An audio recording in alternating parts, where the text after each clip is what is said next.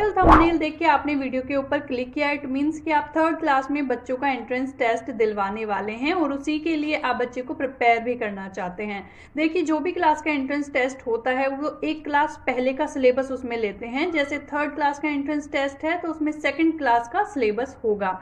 इस वीडियो में मैंने एक छोटा सा टेस्ट प्रिपेयर किया है, आप बच्चों को इसकी प्रैक्टिस कराइए। अगर आपका बच्चा ये वाला टेस्ट कर पा रहा है तो श्योरली वो आपका एंट्रेंस टेस्ट जिस भी स्कूल में आप करा रहे हैं वो क्लियर कर पाएगा। थर्ड क्लास के एंट्रेंस के लिए सेकंड क्लास के सिलेबस में है कॉम्प्रिहेंशन, यानी कि एक बच्चे को स्टोरी दी जाएगी और उसी में से कुछ क्वेश्चंस दिए जाएंगे, बच्चे को उनका आंसर करना है।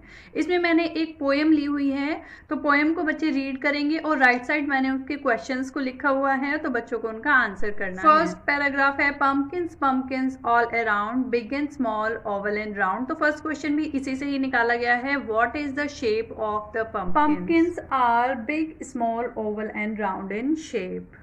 नेक्स्ट क्वेश्चन इसमें है what does the poet search for and the answer of this question is the poet searched for the patch. बच्चे रीड करते रहेंगे और उनका इसी तरह से आंसर करेंगे।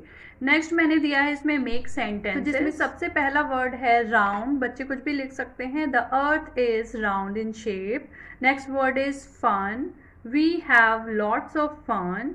Last is stems, stems are the important part of the plant. Next बच्चों के सिलेबस में आ जाता है नाउन, और नाउन के 5 पार्ट्स होते हैं, बट बच्चों के लिए प्रॉपर, कॉमन और कलेक्टिव, ये 3 पार्ट्स के बारे में ही पूछेंगे।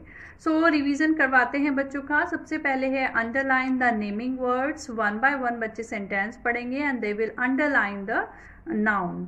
अ small girl was playing with stones, the old man had a long beard like this. Next है parts of noun. Separate the common nouns and the proper nouns from the box given below। मैंने एक box बनाया है जिसके अंदर मैंने common noun और proper noun दोनों को लिया है और बच्चों को इनको अलग अलग करके लिखना है। Which are common nouns and which are proper noun, right. Like city, country, planet and girl are common noun and rest of the words are proper noun. बाद में मैंने इसमें लिखा है separate the collective nouns from the given sentences. बच्चे पढ़ेंगे और इसमें से कलेक्टिव नाउन को सर्कल भी करेंगे और उनको यहाँ पर लिखेंगे भी। Herd, gaggle and pair are collective. Next एक टॉपिक आता है pronouns. Fill in the blanks using suitable pronouns. बच्चे करेंगे इनको फिल इन द ब्लैंक्स को complete. They are learning French language. She cooks her own food. This is my house. Okay, next one topic is verbs. Pick out the correct verbs from the help box and fill in the blanks। मैंने help box भी दिया है बच्चों के लिए fill in the blanks को fill करने के लिए। First one is I dash for a healthy life, I run for a healthy life। We will fly to New York next week। Third one is Rahul plays football, the cobbler mends shoes। Next topic is adjectives, जिसको हम describing word भी कहते हैं। तो हर एक noun को बच्चों को डिस्क्राइब करना है, like funny clown, big bag, hot water, blue jeans. आगे बच्चों के सिलेबस में सेंटेंसेस मेकिंग भी आता है। Change these sentences from present indefinite to present continuous tense. तो बच्चे 1 by 1 सेंटेंसेस को पढ़ेंगे and they will try to change these sentences into present continuous tense.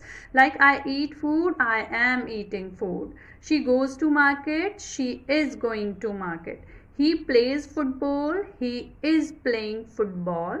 They run very fast, they are running very fast। Okay, so this is how यहाँ पर ये complete हो जाता है। Write 5 lines about your favorite sport। अपने किसी भी favorite sport पर वो 5 lines लिखने की try करेंगे। Okay, अब आ जाता है मैथ, और मैथ में कौन कौन से टॉपिक्स कवर किए गए हैं वो सब मैं अभी शेयर करने वाली हूँ। फर्स्ट है एडिशन विद रीग्रुपिंग। तो 1 by 1 बच्चे इन सबको सोल्व करेंगे, ट्राई करेंगे, रिवीजन बच्चों का होगा। एंड प्लीज़ ये शीट्स आप बड़े आराम से बच्चों के लिए घर पर बनाइए ताकि उनका एंट्रेंस टेस्ट एकदम बेस्ट हो। Okay, first question is very easy. 1 10 plus 3 10 6 1s। तो मिलकर कितना होगा बच्चों को यहाँ पर लिखना है। देन मैंने दिया है ऐड द फॉलोइंग। तो बच्चों को इस तरह के सम्स की प्रैक्टिस आपको ज़रूर करानी है, क्योंकि कैरी ओवर वाले सम्स सेकंड क्लास में करा दिए जाते हैं, तो एंट्रेंस टेस्ट में भी पूछा जाता है। एंड पॉसिबल है कि वो वर्ड प्रॉब्लम वाला क्वेश्चन भी बच्चों का लें, कि वो बच्चे सेंटेंसेस को, वर्ड प्रॉब्लम वाले क्वेश्चंस को कितना समझते हैं और कितना वो लिख पाते हैं। तो मैंने एक वर्ड प्रॉब्लम वाला क्वेश्चन भी लिया है। एडिशन का ही है ये भी। Bhanu had collected 33 marbles, Monu gave her 7 more marbles. How many marbles does Bhanu have in all? So यहाँ पर टेंस और वंस में मैंने यहाँ पर लिख दिया है और बच्चों को ये सम को एक्सप्लेन करते हुए लिखना है। लास्ट में आंसर को भी बच्चों को सेंटेंस में ही देना है, like Bhanu have 40 marbles in all. Okay, आगे आता है right these numbers in expanded form. बच्चों को एक्सपेंड करके लिखना है, लाइक 100 + 30 + 8। इसी तरह से आगे वाले नंबर्स को भी बच्चे कर लेंगे। नंबर नेम ही बच्चों से पूछे जाते हैं, कौन कौन से नंबर्स नेम बच्चों को आ रहे हैं। 200 तक वो जनरली पूछ सकते हैं बच्चों के लिए, तो इसकी भी आप बच्चों को रिविजन करा के जाइए। नेक्स्ट आता है रीग्रुप एंड सब्ट्रैक्ट। ऑफकोर्स बच्चों के सिलेबस में सब्ट्रैक्शन भी इंट्रोड्यूस हो गया है, तो सब्ट्रैक्शन वाले जो बोरिंग वाले होते हैं वो बच्चों से एब्सोल्युटली पूछे जाएंगे और इसमें भी वर्ड प्रॉब्लम आने के पूरे चांस हैं, तो आप बच्चों को वर्ड प्रॉब्लम की भी प्रैक्टिस करा के बच्चा अगर कर पा रहा है सो वेल एंड गुड, अगर नहीं कर पा रहा है तो आप बच्चों को कुछ कीवर्ड्स के थ्रू उनको ये समझाएंगे, जैसे कि लेफ्ट का मतलब होता है कि इसमें सब्ट्रैक्ट करना है बच्चों को, तो इस तरह से। और मोर जैसे इससे पहले वाले क्वेश्चन में था, तो मोर का मतलब हो जाएगा कि उस बच्चों को ऐड करना है। तो दिस इज हाउ आप बच्चों की प्रैक्टिस करवाएंगे और बच्चों को लिखने का तरीका भी बताएंगे, क्योंकि वर्ड प्रॉब्लम में जो बच्चे की एक्सप्लेनेशन होती है, वे ऑफ एक्सप्लेनेशन उनको देखना होता है कि बच्चा कितना अच्छे से उस चीज़ को एक्सप्लेन करके लिख पा रहा है। ओके, इसके अलावा बच्चों के सिलेबस में मल्टीप्लिकेशन भी है विद 1 डिजिट नंबर, तो बच्चों को टेबल्स का अच्छे से रिवीजन करवा दीजिए, क्योंकि इसमें टेबल्स की ही हेल्प लेनी होती है। और आई थिंक अप टू 10 बच्चों को ज़रूर आना चाहिए, क्योंकि इतना ही वो देंगे, इससे ज़्यादा वो पूछेंगे भी नहीं। डॉगिंग टेबल भी आ सकता है, 7 9 8 6, इस तरह से आप बच्चों के इसका भी रिवीजन ज़रूर कराइए, प्रैक्टिस कराते रहिए। ये मैंने एक छोटा सा टेस्ट बच्चों के लिए बनाया है, आप इस टेस्ट को कॉपी करके बच्चों का प्रैक्टिस करा सकते हैं। शेप्स एंड टाइम टॉपिक भी बच्चों का इसमें है। एकदम सिंपल क्वेश्चंस आएंगे, इसमें ज़्यादा कुछ नहीं है कि बच्चों को नाम लिखना है, उनके साइड्स कॉर्नर को लिखना है, स्क्वायर ट्राइंगल ये पूछ सकते हैं।